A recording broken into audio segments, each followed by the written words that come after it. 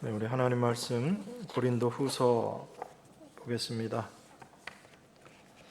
고린도후서 1장 3절, 4절 우리 두 절만 같이 한 목소리로 다 같이 봉독하겠습니다. 고린도후서 1장 3절, 4절입니다.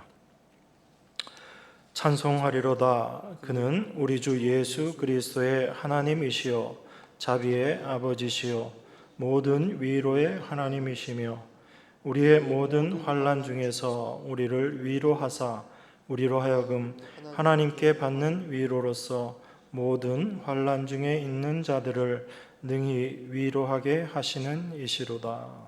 아멘. 오늘 본문 3절에 보면 찬송하리로다라고 그렇게 말하고 있습니다. 이 찬송의 의미를 우리가 잘 알아야지 됩니다. 찬송을 우리가 일반적으로 노래를 부른다 이런 아주 객관적인 부분으로 생각할 수도 있고, 우리 삶 가운데 좋은 일이 생겼을 때 그 일에 대해서 하나님께 감사함으로 말미암아 우리가 찬송한다라고 이렇게 생각할 수 있습니다. 그것이 우리 일반적으로 찬송한다라는 의미에 대해서 이해하고 있는 부분들인데, 사도는 그런 의미로 찬송을 이야기하고 있지 않습니다. 그런 면에 있어서 우리가 좀 성경을 볼 때 조심스럽게 봐야지 된다라고 제가 말씀드리는 것입니다. 여러분 출애굽기 22장 18절에 보면 너는 무당을 살려두지 말지니라 라는 그 말씀이 있습니다. 또한 신명기에도 보면 복술자나 기륭을 말하는 자나 요술하는 자나 무당이나 진언자나 신접자나 박수나 초혼자를 너의 중에 용납하지 말라라고 이야기합니다. 쉽게 얘기해서 무당을 두지 말라라는 이야기거든요. 왜 성도들에게 하나님께서 그렇게 말씀하시는가, 그것을 우리가 잘 생각해야지 됩니다. 단순히 하나님만 믿어야지 되기 때문에 무당을 의지하는 것이 우상을 섬기는 것이고, 그렇기 때문에 무당을 두면 안 된다, 그런 의미로 여러분들이 생각하지 마시고, 무당이라는 것이 어떤 존재인가를 우리가 먼저 좀 생각을 해야지 됩니다. 이것이 꼭 여러분들이 어디 미아리 가서 점치는 집에 가지 않더라도 여러분 삶 가운데 혹시 그런 생각과 마음이 있다면 여러분들은 무당을 마음 가운데 두고 살아가는 사람이다라는 것을 생각해야지 되기 때문에 그렇습니다. 무당이라는 것이 어떤 존재인가 하면 자신에게 있는 신의 힘으로 인간의 인생에 개입을 해서 그렇게 자기 자신이 복의 통로가 되어서 인간에게 유익을 주겠다라고 자처하는 것, 이게 바로 무당이거든요. 그러니까 여러분, 사람들이 무당을 찾아가는 이유, 신접한 사람들을 찾아가는 이유는 딱 한 가지입니다. 그 사람을 통해서 내가 나에게 있는 안 좋은 일들을 다 털어버리고, 그리고 내 삶 가운데 좋은 일이 생기게끔 해야지 되겠다라는 그 마음으로 무당을 찾아가는 거죠. 그런데 이런 무당들을 용납한다라는 것은 우리 성도들이 자기 인생에 있어서 자기 자신을 위해서 신의 힘을 이용하는 것, 그런 것들이 천국 백성들의 삶에는 합당하지 않기 때문에 그렇다라는 것을 우리가 생각해 볼 수 있는 것입니다. 인생이 살면서 복을 추구하고 그것이 무엇이 나쁜가라고 우리가 생각할 수도 있지만, 우리 인생의 목적이 어디에 있는가를 우리가 늘 생각해야지 됩니다.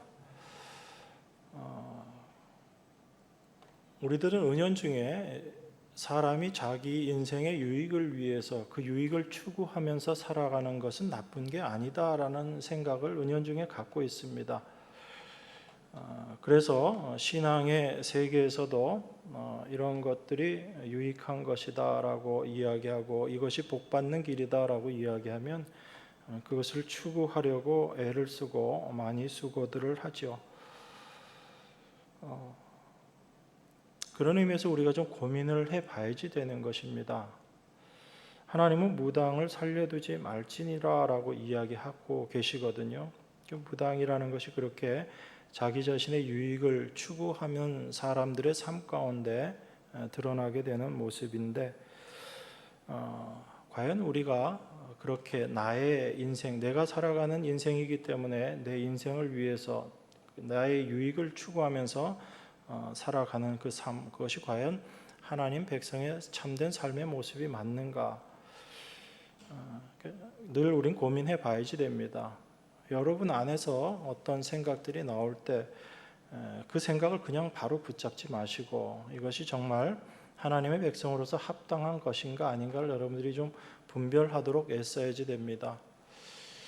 근데 결론적으로 말씀드리면 그게 여러분 스스로의 힘으로 가능한 것이 아니다라는 겁니다. 여러분 스스로 그걸 분별하고 그리고 취사 선택을 해서 그 하나님의 백성으로서의 삶의 길로 나아갈 수 있는가 하면 이게 불가능해요. 그럼 왜 불가능한 걸 이야기하는가 여러분들 이렇게 반문하실 수 있지만 인간으로서는 가능하지 않고 그래서 나는 그 길을 갈 수 없다라는 것을 여러분들이 먼저 깨달으셔야지 되는 것입니다. 그것을 알 때 하나님께서 여러분들을 어떻게 인도하시는가를 확인하게 되고 그 길 가운데 하나님의 함께하심이 나와 늘 동행하심이 늘 나에게 있는 것이구나라는 것을 여러분들이 경험하게 됩니다. 우리는 하나님이 함께 하신다라는 것을 굉장히 추상적으로 생각하거든요. 실제적으로 경험하는 경우들이 별로 없습니다. 혹시 이런 부분들로 여러분들이 하나님의 함께 하심을 경험하실 수가 있어요.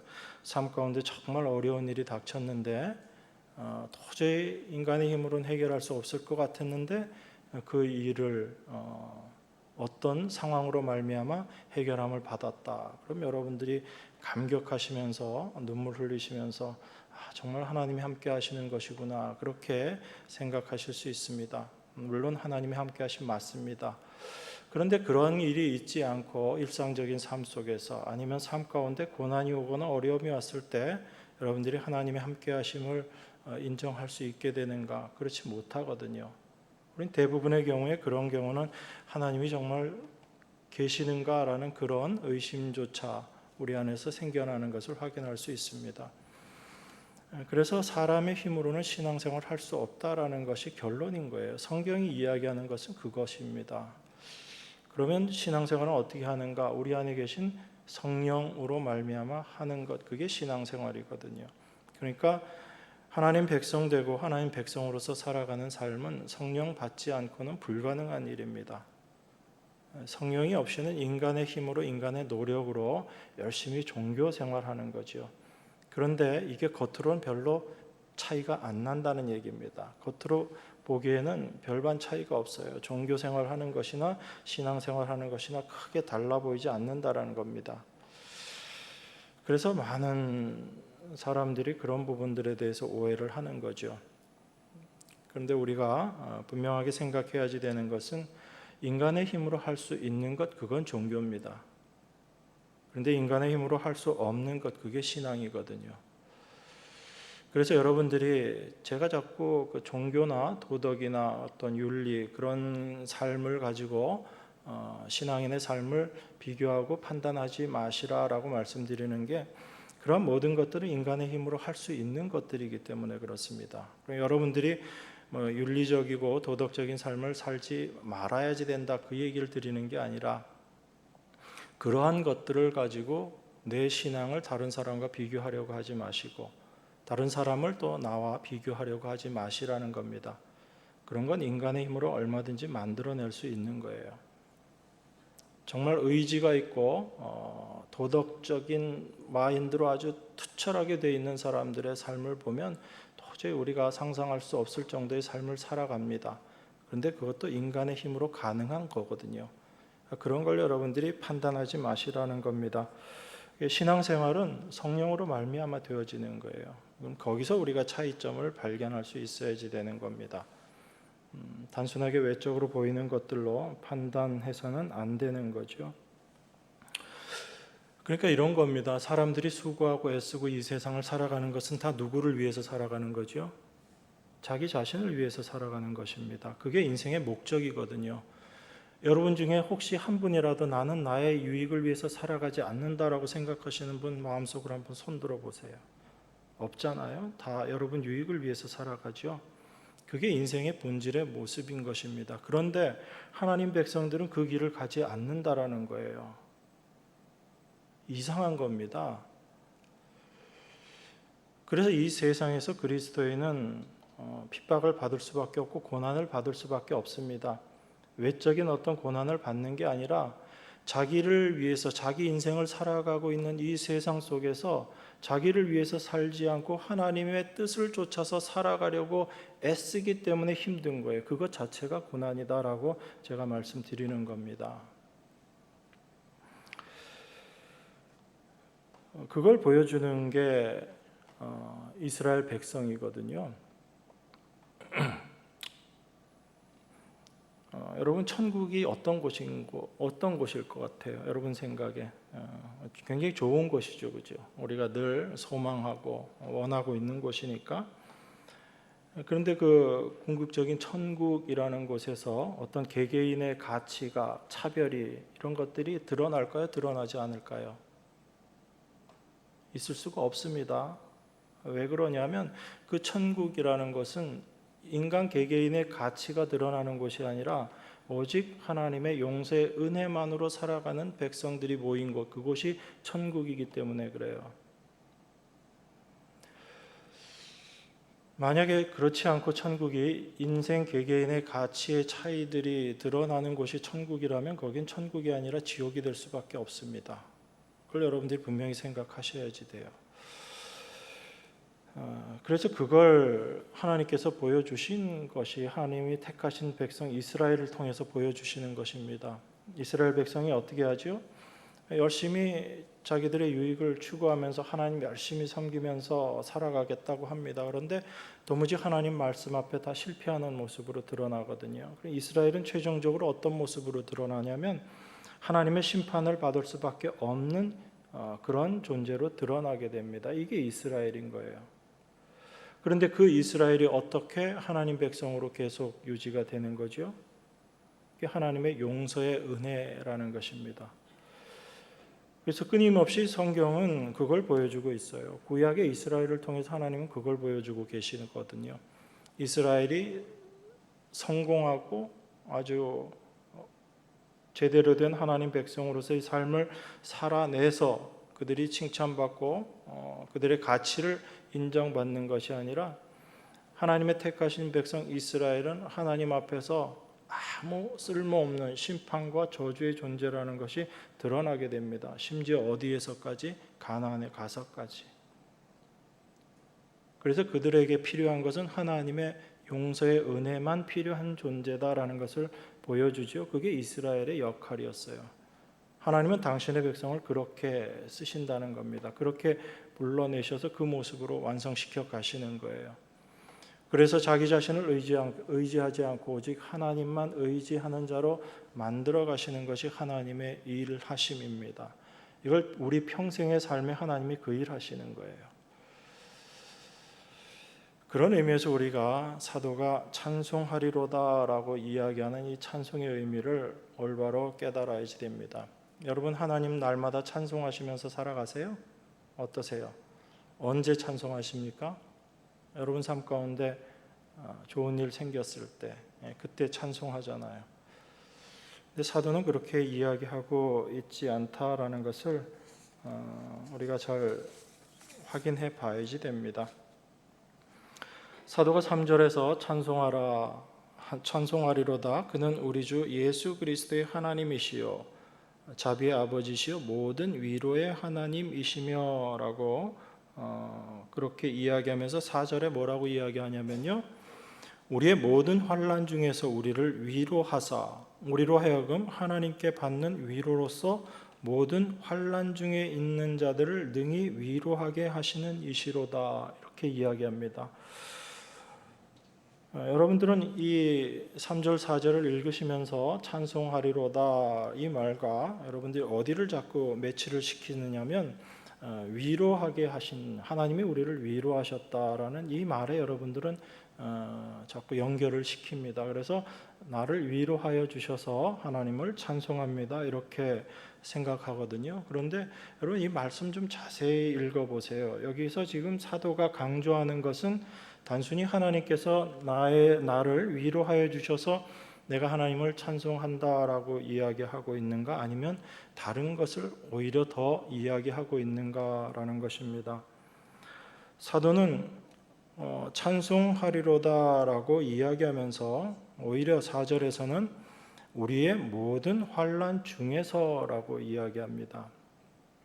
그러니까 여러분들은 제가 처음에도 말씀드렸지만 우리가, 여러분이라고 얘기하니까 죄송해요, 저도 포함됩니다. 우리가 하나님을 찬송한다라고 할 때는 우리에게 유익한 좋은 일이 생겨서, 우리에게 고난이 왔을 때 그 고난에서 벗어나게 해주셔서 그렇게 우리는 찬송합니다. 그런데 사도는 어떻게 찬양하고 찬송하고 있냐면 모든 환난 중에서 찬송하고 있다라는 이야기입니다.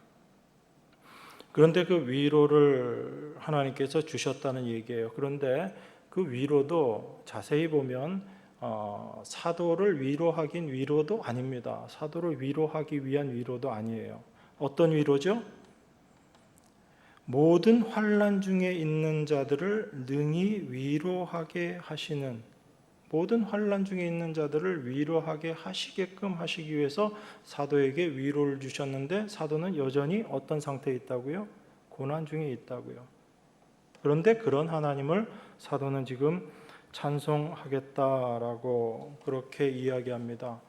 그러니까 우리가 단순히 우리를 위로한다라는 이 말에만 초점을 맞추게 되면 하나님은 우리를 고난에서 환난에서 벗어나게 하시고, 그리고 우리 마음 가운데 평강이 있게 해주시는 것, 그래서 우리가 하나님을 찬송한다라고 이렇게 생각하기 쉽지만 이게 오해라는 겁니다. 우리가 생각하고 있는 성경에 대한 오해인 거죠. 바울도 분명히 환난 중에서 위로를 받았습니다. 그런데 그 위로가 단순히 바울을 위로하기 위한 위로가 아니다라고 말씀드렸죠. 모든 환난 가운데 있는 자들을 위로하게 하시기 위해서, 또 그 일을 위해서 하나님께서 사도를 위로하셨다라는 것입니다. 그러니까 바울 사도의 찬송이라는 것은 단순히 내가 하나님께로부터 위로를 받았기 때문에 찬송한다, 이 말씀의 의미도 아닌 거예요. 그러니까 참 이해하기가 쉽지 않습니다, 성경을 이해하는 것이. 그래서 하나님을 찬송한다라는 의미들을 우리가 좀 분명하게 이해를 하고 있어야지 되는 것입니다. 제가 이렇게 여러분들에게 좀 복잡하게 말씀드리는 이유는 뭐냐면, 이 찬송하리로다라는 이 말을 인간의 종교성을 가지고 일반적으로 생각하기 때문에 그래요. 그래서 고난이 다 지나가고 나서 하나님을 찬송하는 것이 아니라 사도가 그 고난 가운데 있으면서도 하나님을 찬송하고 있다라는 것을 우리가 발견하고, 그러면 우리의 찬송이 어떠한 것이 되어야지 되는가라는 것을 우리가 좀 분명하게 이해해야지 될 필요가 있기 때문에 그 말씀을 드리는 것입니다. 그리고 그 내용들을 통해서 우리 성도의 삶의 목적이 무엇인가, 우리가 무엇을 향해서 나아가야지 되는가라는 것을 우리가 다시 한번 생각해 봐야지 되는 것입니다. 우리가 하나님을 찬송한다라는 것, 이건 우리가 처한 상황에 따라서 하나님을 찬송하고 찬송하지 않고 그런 것이 아닌 것, 이걸 여러분들이 먼저 분명하게 이해하셔야지 됩니다. 우리 시편 말씀 한번 보겠습니다. 시편 146편 1절 2절을 한번 보겠습니다.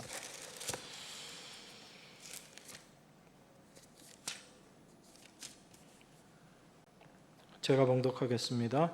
할렐루야, 내 영혼아 여호와를 찬양하라. 나의 생전에 여호와를 찬양하며 나의 평생에 내 하나님을 찬송하리로다. 이렇게 이야기합니다.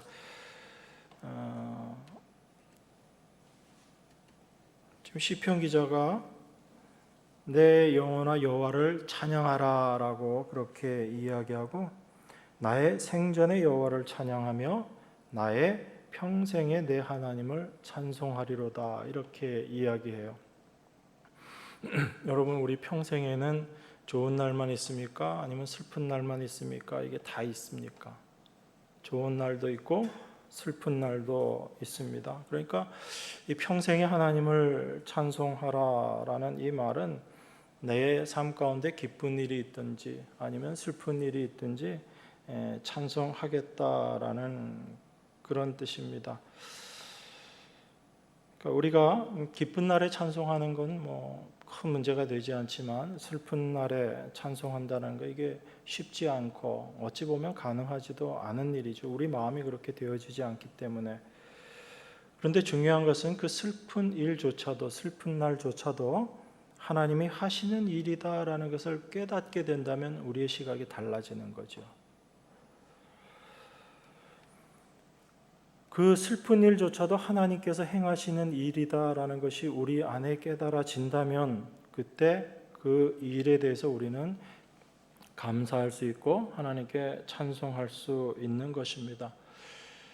그래서 이 찬송이라는 것, 이것은 성령 받은 사람에게만 가능하다라고 제가 말씀드리는 거예요. 왜 그러냐면 그 하나님의 뜻을 아는 것, 이것은 우리 인간의 힘으로 되는 것이 아니기 때문에 그렇습니다. 그래서 그 하나님의 뜻을 알고 그 슬픈 일 가운데서도 이것이 하나님께서 행하시는 일이시다라는 것을 우리가 알게 될 때 우리가 하나님께 찬송할 수 있게 되는 거죠.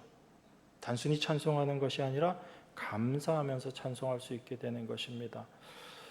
여러분들이 아주 잘 아시는 시편 23편 있잖아요.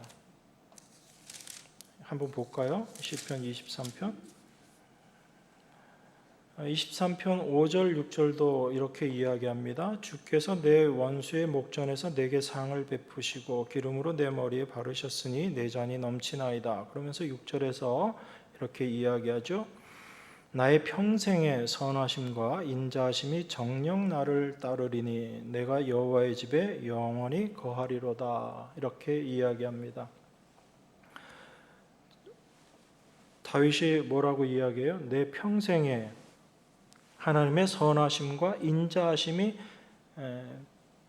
정녕 나를, 반드시 나를 따르고 있다라고 그렇게 이야기해요. 그럼 그 평생에 하나님의 선하심과 인자하심이 자기 자신을 따른다라는 이 고백은 자기가 살아있는 동안의 모든 일이 하나님의 어떤 것에 의한 일, 하나님의 선하심과 하나님의 인자하심으로 말미암아 되어진 일이다. 즉 하나님의 인도하심이다라는 것을 지금 고백하고 있는 거죠.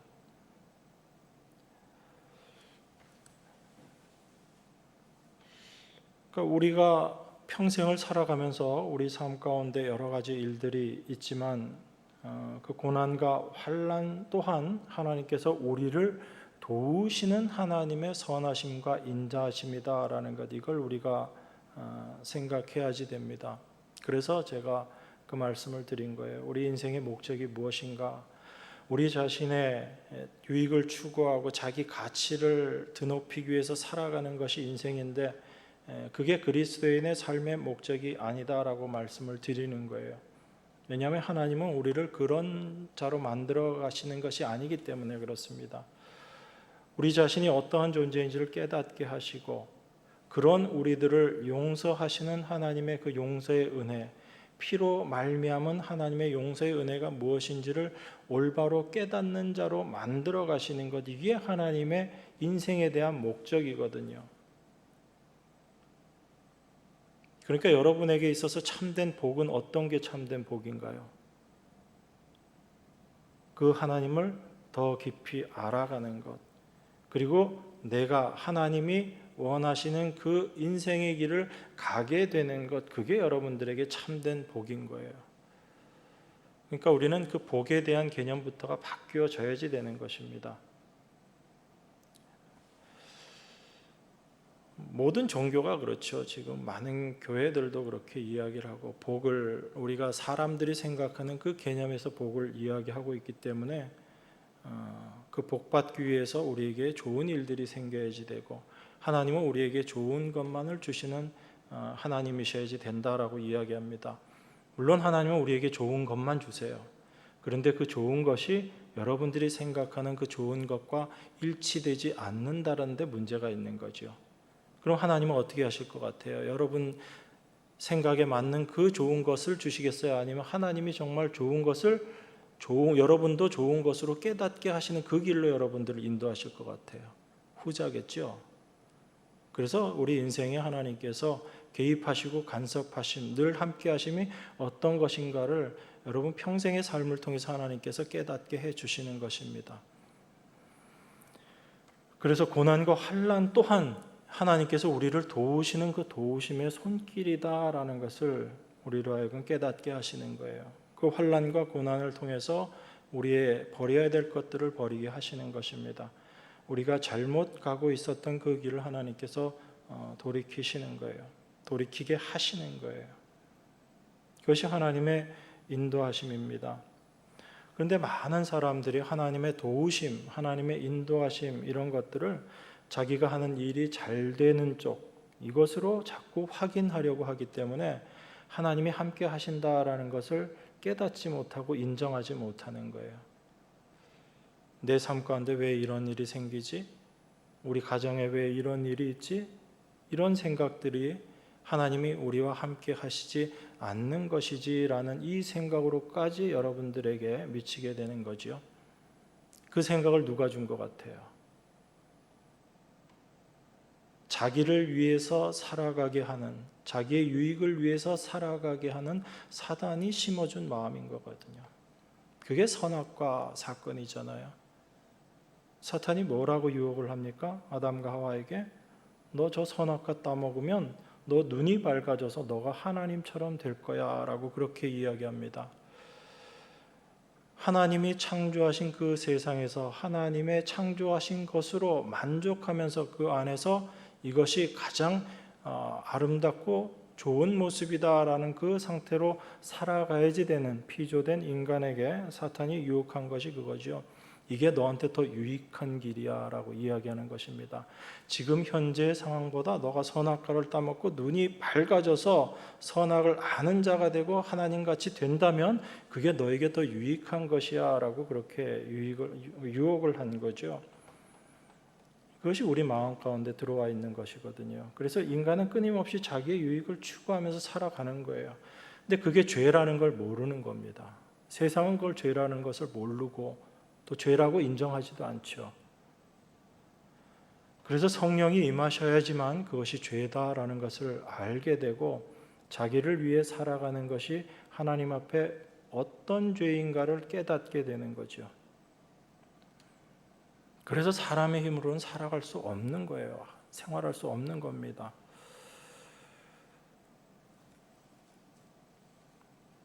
그렇게 사람들은 하나님의 도우심이라는 것 자체를 자기 일이 잘 되는 걸로 확인하기 때문에 내가 평생에 하나님이 나를 도우셨고 나는 하나님의 도우심으로 살아왔다라는 것을 우리가 깨닫지 못하고 감지하지 못하는 거예요. 여러분 한번 깊이 있게 생각해 보십시오. 우리 인생에 정말 좋은 것, 유리한 것, 복이 되는 게 뭔가라는 걸 여러분 한번 생각해 보세요. 베드로 사도가 그 얘기했잖아요. 베드로 전서 1장 24절을 보면 베드로가 모든 육체를 풀과 같다라고 그렇게 이야기합니다. 그리고 그 육체의 영광은 풀의 꽃과 같다라고 그렇게 이야기해요. 그래서 한편 우리가 보면 그 꽃들이 얼마나 예쁘고 아름다워요. 그죠? 그래서 그 영광이 정말 대단한 것인 것처럼 모든 사람들이 보고 야 예쁘다 아름답다라고 이야기하는 그 풀의 싱싱함을 보면서 사람들의 마음이 끌리기도 하잖아요. 그런데 하나님은 뭐라고 이야기하냐면 그 모든 것들 그게 우리 인생과 비교했을 때 우리 모든 인생, 우리 육체라는 것이 풀과 같고 그 육체의 영광, 우리 인생의 영광이라는 것이 그 풀의 꽃과 같다라고 그렇게 이야기합니다. 그러면서 뭐라고 이야기하냐면 풀은 마르고 꽃은 떨어진다라고 이야기해요. 그게 인생이고 인생이 영광이라고 생각하는 것의 결론인 것입니다. 하나님은 우리에게 그걸 깨닫게 해주시는 거예요. 그렇게 자기 영광을 위해서 살아가지만 그 모든 것들이 떨어지는 꽃과 같다, 말라버리는 풀과 같다. 그게 우리 인생이고 인생이 영광으로 추구하면서 살아가는 모습이다라는 것을 깨닫게 해 주시는 거예요. 그러면서 오직 주의 말씀만이 세세토록 있다라고 그렇게 이야기합니다. 주의 말씀, 생명 되신 예수 그리스도, 그분만이 영원하신 분이고 그분 안에 거하는 자들이 영원한 생명 가운데 있는 자들이다라고 이야기합니다. 세상은 그 풀의 싱싱함과 꽃의 아름다움을 추구하면서 살아가지만 그 모든 것들이 시들고 떨어질 것일 뿐이다라는 것을 우리 인생으로 하여금 깨닫게 하시는 것, 이게 하나님이 우리 안에서 행하시는 일이에요.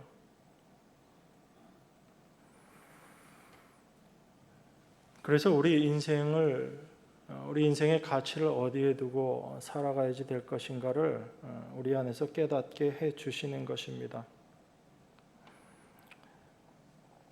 현재 우리 육신의 일, 육체의 번성함, 여기에 우리 삶의 목적을 두고 살아갈 것인가, 그것이 얼마나 어리석은 일인가, 그것을 깨닫게 하시고 하나님께서 당신의 백성을 도우시는 거예요. 그 인생에 붙잡히지 않게 하심으로 하나님께서 우리를 도우시는 것입니다.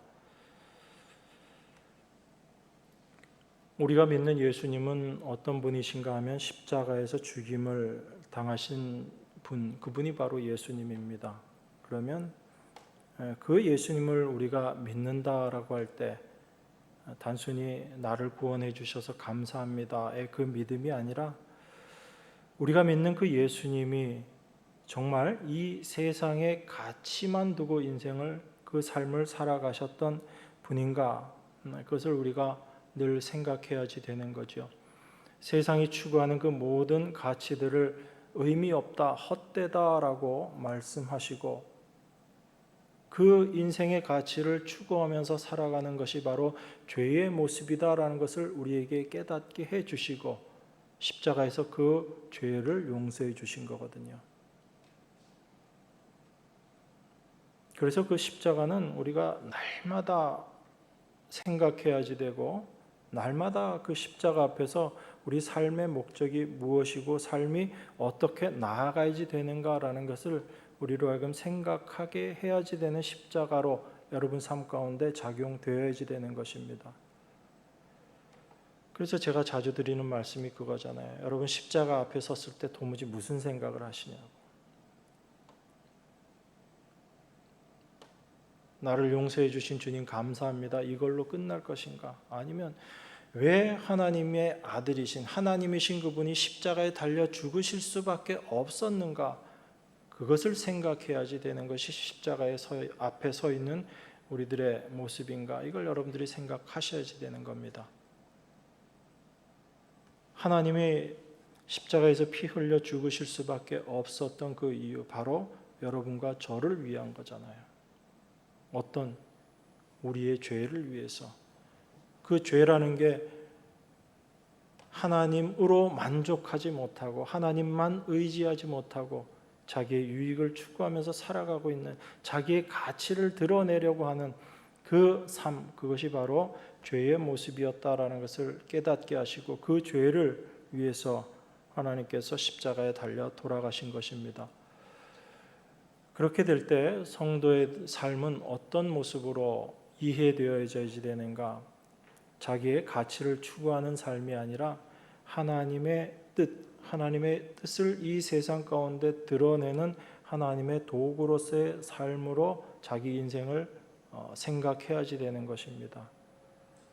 그렇게 될 때 내 삶 가운데 좋은 일이 있건 슬픈 일이 있건 고난과 환난이 오던 간에 그 모든 일 가운데 하나님께서 하나님의 뜻을 이 세상 가운데 드러내는 도구로 나와 함께 일하고 계시구나라는 것을 우리가 깨닫게 되고 내가 어떤 환경에 있든지 그 환경조차도 하나님께서 허락하신 환경이다라는 것을 알게 되고 하나님께 감사와 찬송을 할 수 있는 것입니다.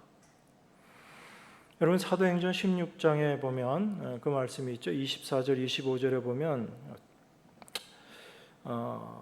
바울과 실라가 감옥에 갇힙니다. 감옥에 갇혀서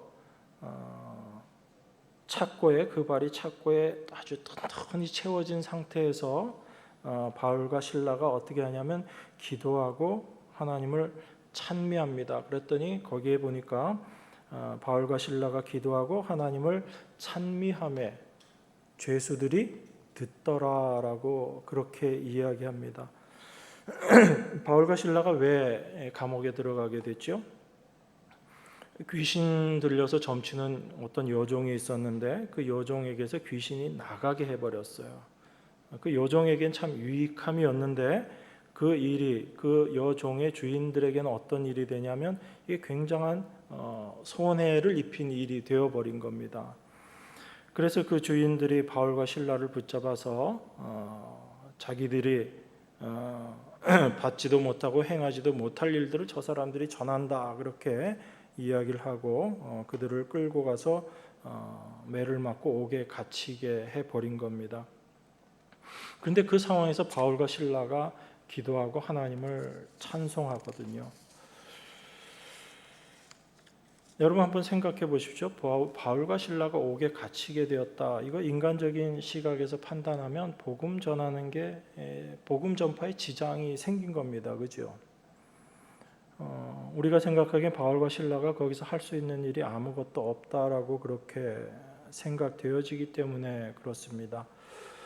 우리가 복음을 전한다라고 생각하면 일반적으로 이곳저곳을 많이 다녀야지 돼요. 어디 가서 무엇을 행하고 또 어떤 일들을 하고 그런 것들을 우리가 복음을 전한다라고 그렇게 생각을 합니다. 그런데 이렇게 감옥에 갇혀버렸다라는 얘기는 복음 전파를 위해서 할 수 있는 일이 아무것도 없는 그 상황이 되어버린 거죠. 만약에 우리가 감옥에 갇혔다라고 생각하면 우리는 이런 기도할 거예요. 우리를 감옥에서 구해 주십시오. 이렇게 우리가 하나님께 기도할 겁니다. 그리고 그 기도했는데 옥문이 열렸어요. 그리고 그 감옥을 탈출하게 됩니다. 그러면 우리는 하나님을 찬송하게 될 거예요. 우리를 이 고난에서 건져 주셔서 그래서 하나님 일, 복음 전하는 일을 할 수 있게 해 주셔서 감사합니다라고 그렇게 우리는 생각할 겁니다. 이게 일반적인 생각들이거든요. 그런데 바울과 실라는 그 감옥에서 하나님을 찬송합니다. 여전히 감옥에 갇힌 상황 속에서 하나님께 찬송을 드리는 거예요. 이것은 그들의 마음속에 어떤 생각이 있었는가 하면 내가 감옥에 갇히게 된 것도 이게 하나님께서 원하신 일이다라는 그 생각이 있었기 때문입니다. 그러니까 여러분들이 이 바울과 실라가 감옥에 갇힌 사건을 보면서 이렇게 이야기하시고 이렇게 생각하시면 안 되는 거예요. 여러분들에게 어려움과 고난의 상황이 오더라도 여러분 하나님께 찬송하고 하나님께 기도하십시오. 이렇게 이야기하고 그렇게 받아들여서는 안 되는 거예요. 하나님 지금 우리에게 그걸 이야기하시고 싶으신 것이 아니라 바울과 실라의 마음속에 있었던 그 생각이 무엇인지를 우리에게 지금 보여주고 계시는 것입니다. 비록 그들이 하나님의 일을 하면서 감옥에 갇히는 그 상황이 되었다라고 하더라도 그 감옥에 갇히는 그 상황조차도 하나님께서 원해서 되어진 일이다라는 생각을 갖고 있었기 때문이라는 거예요. 그래서 그 안에서 하나님께 기도하고 찬송할 수 있었던 것입니다. 이게 바로 그 감옥에서도 하나님께서 하시는 일이 있다라는 거죠. 우리에게 어려운 일이 오든지 힘든 일이 오든지 고난의 상황 가운데 좋은 일, 나쁜 일, 그 모든 일들 가운데 하나님의 선하심이 그 하나님의 인자하심이 우리와 함께 하고 계시는 것이구나라는 것을 분명하게 인식하고 있는 것. 그것은 내 자신의 유익을 위해서 신앙생활할 땐 절대로 깨달을 수 없는 모습인 거예요. 하나님은 왜 나에게 이런 어려움을 주셨지? 우리 가정 가운데 왜 이런 환난을 주셨지? 그것은 나에게 유익한 것이 아니다라고 생각하는 그 생각 속에서 절대로 깨달아질 수 없는 부분인 거예요. 그런데 하나님은 어떠한 상황 속에서도 우리와 함께 하시고 나와 함께 하시고 그 모든 일들을 통해서 하나님이 지금 일하고 계시고 그 하나님의 일하심이 바로 하나님의 선하시고 하나님의 인자하심으로 나와 함께 하시는 그 모습이다라는 것을 우리가 아는 그 믿음의 위치에서는 이 상황 속에서도 하나님께 찬송할 수 있게 되는 것입니다. 이것이 하나님 백성들에게 되어지는 일인 거예요. 하나님은 바울과 실라를 통해서 우리에게 지금 그 모습을 보여주고 계시는 것입니다. 여러분들에게 어려움과 고난이 올지라도 여러분 찬송해야지 됩니다. 이 얘기하는 게 아니라고요. 그런데 우린 대부분 그렇게 받아들이잖아요. 우리가 고난 가운데 처했더라도 하나님께 기도하고 찬송하면 하나님께서 그 기도 들어주셔가지고 그 고난에서 벗어나게 해주신다라고 생각을 하죠. 그런데 하나님은 그걸 우리에게 지금 이야기하고 싶으신 게 아닌 거예요. 하나님의 선하심과 인자하심 그 함께 하심이 늘 우리와 함께 있는데 그 늘 함께 하는데 그 함께 하심을 너희들이 올바로 깨달으라는 것이요. 우리가 도무지 하나님이 계시지 않는 상황인 것 같은 그 상황 속에서도 하나님은 우리와 함께 계시다라는 것입니다. 그걸 우리로 하여금 깨닫게 하시고 내가 내 인생을 살아가는 것이 아니라 하나님께 잡힌바된 삶을 살아가는 것이구나라는 것을 고백하게 하시는 하나님의 인도하심인 거예요. 그래서 하나님은 그 일을 들어서 어떤 일을 완성해 내시죠? 그 간수들의 빌립보 간수의 가족들을 다 구원하시는 하나님의 일을 이루어 내시는 거예요. 그래서 성경을 통해서 여러분들이 늘 확인하셔야지 되는 것은 인간의 어떠함이 아니라 하나님의 일하심, 하나님의 어떠하심을 여러분들은 계속 발견하셔야지 되는 것입니다. 그 하나님을 알게 될 때 여러분 삶 가운데 참된 평강이 찾아오는 거예요. 내 삶 가운데 고난이 사라져서 내가 평강해지고 편안해지는 것이 아니라 어떠한 환경 가운데 있더라도 이 환경조차도 내가 지금 하나님의 손에 붙잡혀 있는 상황이구나라는 것을 우리가 알게 될 때 거기에서 참된 평안을 우리가 가지게 되는 거죠. 고난에서 벗어나고 환난에서 벗어났기 때문에 우리에게 평안이 주어지는 것이 아니다라는 것을 여러분들이 올바로 이해하셔야지 됩니다. 그렇게 될 때 그 찬송의 의미가 무엇이고 이유가 무엇인지를 우리가 분명히 알게 되고 그것을 알게 될 때 하나님을 찬송한다라고 이야기하면서도 여전히 이어서 환난과 고난에 대한 말들이 이어지는 것들을 전혀 이상하지 않게 우리가 이제 받아들이고 이해할 수 있는 거지요. 그 고난과 환난의 상황조차도 하나님께서 우리를 붙잡고 계시는 하나님의 함께 하심의 모습이다라는 것을 그 상황이다라는 것을 우리로 하여금 깨닫게 하시는 것입니다. 다시 한번 말씀드립니다. 하나님은 우리가 원하는 그런 세계를 우리에게 주시기를 원하지 않습니다. 우리는 하나님께서 완성하시고자 하시는 그 세계를 이루어내시는 그 일에 부름받은 하나님의 도구로 사용되는 자들인 거예요. 그걸 우리가 올바로 알게 될 때 우리 삶 가운데 찾아오는 고난과 환난을 올바로 이해하게 되는 것입니다. 그래서 그 하나님을 바라보는 것, 그게 우리들에게 정말 필요한 것이다라는 것을 여러분들이 올바로 깨달으셔야지 됩니다. 여러분 인생을 바라보실 때 한순간순간에 매여서 이해하시려고 하지 마세요. 여러분 인생 처음부터 끝까지 전체를 한번 생각하시면서 여러분 인생에 대해서 이해하시려고 좀 애써 보시면 좋겠습니다.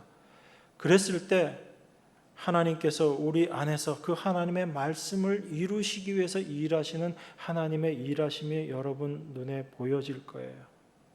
그것이 확인되어질 것입니다.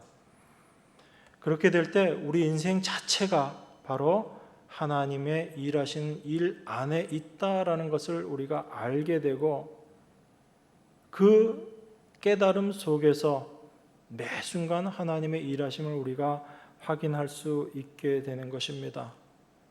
고난이 찾아와도 찬송해야지 돼, 이런 의미가 아니고요.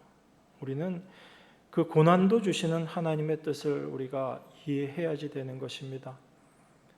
그 고난을 주시는 것도 우리 안에서 그 하나님의 뜻을 이루시기 위해서 일하시는 하나님의 일하심이다라는 것을 우리가 알게 되는 거죠. 그래서 그러한 삶을 살아가는 성도들 안에 분명하게 깨달아지는 것이, 내가 살아가는 것이 내 힘이 아니라 바로 하나님 덕분이었다, 하나님으로 말미암은 것이었다라는 것을 깨닫게 되는 것입니다.